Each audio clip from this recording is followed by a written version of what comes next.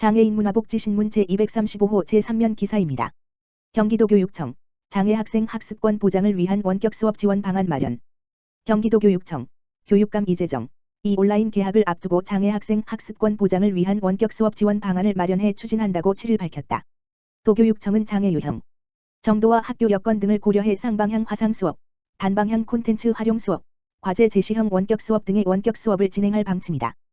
또 원격 수업에 필요한 자료를 교사가 직접 전달하고 학생과 소통하는 서비스 제공형 순회 활동도 함께 진행할 예정이다. 이 경우 단위 학교의 원격 수업관리위원회에서 학부모와 학생의 의견과 수요를 고려해 학생이 필요로 하는 지원 서비스를 제공한다. 도교육청은 3월 30일부터 도내 초, 중, 고 특수교사 36명으로 구성한 원격 지원단과 장애학생 온라인 학습 콘텐츠 개발단을 구성, 운영해 원격 수업 플랫폼 테스트, 학생 수준에 적합한 학습 콘텐츠를 개발, 보급할 예정이다. 장애학생 원격 수업 지원단으로 자원한 한사랑학교 김은영 교감은 경기도 내 특수교사들의 원격 수업 준비를 도울 수 있도록 교사 간 학습 공동체 활동을 활성화해 함께 자료를 만들고 공유하겠다고 말했다. 수원, 용인, 성남, 구리 남양주 등 도내 4개 거점 특수교육지원센터에서는 청각 시각지체 장애 등의 감각장애 학생 유형별로 원격 수업에 필요한 자막과 점자 번역 등을 지원, 도내 25개 교육지원청에서 구비하고 있는 보조 공학기기와 교재 교구 등을 필요로 하는 학생에게 대여해 원격 수업을 지원할 예정이다. 이 밖에 도교육청은 특수학교 유초, 중, 고 전공과 특수학생 가운데 긴급돌봄이 필요한 학생을 대상으로 감염 예방 수칙을 준수하면서 긴급돌봄을 계속 운영한다.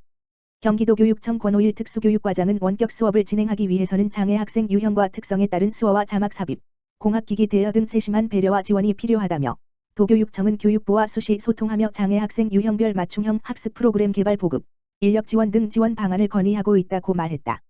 한편 2019년 도내 특수교육 대상자로 선정돼 특수교육 지원을 받고 있는 학생은 21,802명이다. 경기도 코로나19 지역사회 위기 극복의 주민자치 역량 집중 지원 기록. 경기지역 주민자치 위원 회가 동네 식당 가이드북 제작, 면 마스크 만들기 등 코로나19 위기 극복을 위한 다양한 사업을 직접 발굴해 추진한다. 경기도는 올해 신규 사업으로 추진 중인 주민자치 활성화 기반 구축 사업의 지원 범위를 당초 폭넓은 지역 현안 해결에서 코로나19 지역사회 위기 극복 사업으로 변경한다고 9일 밝혔다. 이는 코로나19 감염 확산으로 어려움을 겪고 있는 지역 주민을 집중 지원하기 위한 것으로 주민자치 역량 강화에도 도움이 될 것으로 도는 기대하고 있다. 도는 지난달 20일부터 27일까지 전 시군을 대상으로 사업 신청 접수를 실시해 28개 시군에서 49개 주민자치 위원 회를 추천받았으며 이중 시군별 중복 사업 유형을 제외한 40개 주민자치 위원 회를 최종 시범 사업 대상으로 선정했다. 선정된 시범 주민자치 위원 회에는 각 750만 원씩 총 3억 원의 사업비가 전액 도비로 지원될 예정이며 코로나19 위기 극복의 시급성을 감안해 이달 중 사업이 완료될 수 있도록 할 계획이다. 선정된 주요 시범 사업 내용은 소상공인 지원을 위한 동네 식당 가이드북 제작, 찾아가는 소상공인 매장 방역 활동, 장비 대여, 감염병으로 위축된 주민들을 위한 꽃 전달, 꽃밭 가꾸기, 을 통한 심리적 방역 및 화훼농가 지원, 취약계층 전달용 필터 교체용 면 마스크 제작, 공공장소, 시설 내 항균 필터 설치 등이 있다. 김기세 경기도 자치행정국장은 이번 시범 주민자치 위원 회 사업이 내 이웃의 어려움을 주민 스스로 힘을 모아 해결해 나가는 진정한 주민자치의 마중물이 되길 바란다면서 코로나19로 인한 국가적 위기 극복을 위해 31개 시군과 함께 최선의 노력을 다하겠다고 말했다. 경기 급저신용대출 10일부터 신청 접수. 경기도가 신용이 낮은 도민들을 위해 전국 최초로 시행하는 경기 급저신용대출 신청 접수를 10일부터 시작한다. 지원 대상은 신청일 기준 경기도에 거주하고 신용등급, 나이스 신용정보 기준 7등급 이하인 만 19세 이상의 도민이다.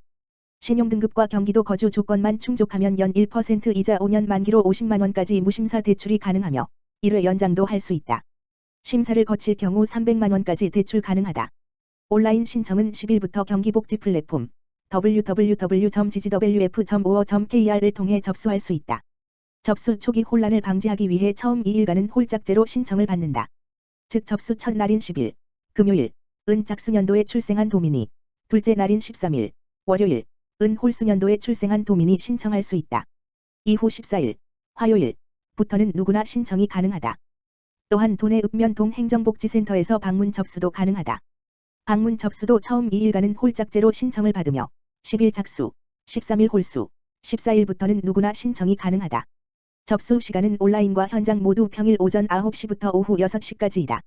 신청 접수 등 자세한 방법과 문의사항은 6일부터 운영되는 경기 급저신용대출 사업 전용 콜센터 1800-9198 이용하면 된다. 앞서 경기도는 지난 3월 20일 코로나19 대응 긴급 추경 예산안을 발표하면서 코로나19로 생계가 어려운 신용등급 7등급 이하 경기도민을 위한 500억 원 규모의 소액대출 예산을 편성했다고 밝힌 바 있다. 이병우 경기도 복지국장은 코로나19까지 겹쳐 더욱 어려움을 겪고 있는 금융복지 소외계층이 고금리 불법 사금융에 내몰리지 않도록 신속하게 사업을 추진하게 되었다며 신용등급이 낮아도 최소한의 삶을 보장하는 사회 안전망 구축을 위해 더욱 노력하겠다고 말했다. 경기도 코로나19로 위기 처한 6만여 가구에 7월까지 540억 투입. 경기도가 생활에 어려움을 겪고 있으나 제때 필요한 지원을 받지 못하고 있는 위기 도민들을 위해 긴급복지제도를 확대 시행한다. 7일 경기도에 따르면 도는 4월 1일부터 7월 31일까지 4개월간 코로나19로 생계 위기에 처한 복지사각지대 위기도민 6만여 가구에게 긴급 생계비로 총 540억 원을 지원한다. 긴급복지 사업은 화재, 재난, 실직 등의 이유로 일시적 위기에 빠진 가구를 대상으로 일정 기간 동안 생계비를 지원하는 사업이다. 정부는 최근 기존 긴급복지 사업에 코로나19로 어려움에 빠진 가구를 지원 대상에 포함시켰다. 이에 따라 중위소득 75%, 4인 가구 기준 월 소득 356만 2천 원, 재산 기준 시지역 1억 6천만 원 이하, 군지역 1억 3,600만 원 이하, 이면서 코로나 여파로 인해 한 개월 이상 소득이 단절된 임시, 일용직 최근 한 개월 매출이 이전 동기 대비 25% 이상 감소한 간이과세 소상공인, 일반 과세자는 50%, 및 소득상실 종사자 코로나 관련 소득 감소로 월세 등 임차료 체납 가구 기타 시장 군수가 코로나19 위기 사유로 인정하는 경우 등은 긴급 생계비를 신청할 수 있다. 경기도형 긴급복지는 정부의 긴급복지 기준을 초과하는 중위소득 90%, 4인 가구 기준 월 소득 427만 원, 재산 기준 시지역 2억 8,400만 원 이하, 군지역 1억 8,700만 원 이하, 가지 생계비 지원을 확대하는 것이다. 지원 신청은 주민등록 주소지 읍면동 행정복지센터에서 할 수 있다. 경기도 콜센터 031120와 주소지 복지사각지대 발굴 담당 부서를 통해 어려움을 겪고 있는 이웃을 제보할 수도 있다. 이병우 경기도 복지국장은 코로나19로 생계 위기에 처했는데도 소득 기준을 이유로 지원을 못 받는 복지사각지대가 발생할 우려가 있어 추가로 지원 계획을 마련했다며 위기도민들이 소외되지 않고 필요한 지원을 제때 받을 수 있도록 최선을 다하겠다고 말했다. 이재명 민관 TF 구성해 공공배달앱 개발 추진. 이재명 경기도지사가 경기도 주식회사를 중심으로 민관 합동 태스크포스 T/F를 구성. 배달업자는 물론 음식점주와 플랫폼 개발자들이 모두 상생할 수 있는 공공배달 앱 개발을 추진한다. 배달앱 민족이 이달 1일부터 수수료 체계를 정액제에서 정률제로 바꾼 데 대해 지난 4일 자신의 사회관계망 서비스 SNS를 통해 자영업자들을 나락으로 내몰고 있다며 경기도 차원의 대책을 세우겠다고 밝힌 지 이틀 만이다. 이재명 경기도지사는 6일 경기도청에서 공정국, 노동국, 자치행정국과 경기도시장 상권진흥원, 경기도 주식회사, 경기도 콘텐츠진흥원 등 공공기관, 경기도 소상공인연합회 등이 참가한 가운데 배달앱 독과점 및 불공정 거래 관련 대책회의를 열고 이같이 밝혔다. 이재명 지사는 과거의 시각으로 경제의 자유, 경쟁의 자유 이러한 것들을 지나치게 존중하다 보면 소위 플랫폼 관련 기업들의 과도한 집중과 부의 독점, 그로 인한 경제적 약자들에 대한 착취나 수탈이 일상화될 수 있다면서 억강부약을 통해서 모두가 함께 공존하게 하는 것이 바로 정부의 역할인데 그러한 측면에서 우리 경기도도 이 문제에 관한 할 수 있는 것들을 찾아야겠다는 생각이 들었다면서 공공배달앱 추진 배경을 설명했다.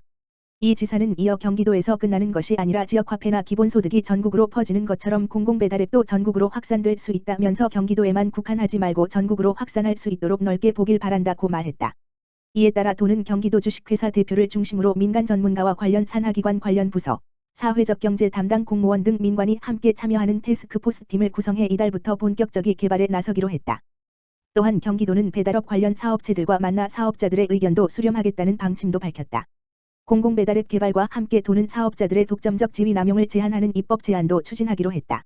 이 지사는 카드 수수료도 법으로 제한하는 것처럼 가격 결정권을 가지고 있는 업체들의 이용료 결정에 대해 법적 상한을 두거나 일정한 심사를 거쳐서 결정하게 하는 제도가 바람직하다면서 국회를 통해 입법이 가능하도록 요청하자고 말했다.